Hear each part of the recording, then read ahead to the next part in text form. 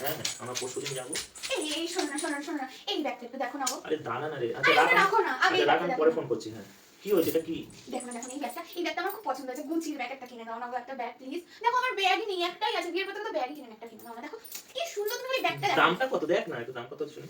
তাও বেশি না, কত 1,99,000 টাকা। এরকম বড় কেন? ঠিক আছে, কোনো অসুবিধা নেই। কিনে দাও সত্যি সত্যি। তোর একটা ব্যাগ আছে না এখন এমনি? হ্যাঁ তো নরমাল ব্যাগ। আচ্ছা দেখি তো ব্যাগটা বের কর দেখি, আমি যা দেখবো। কেন?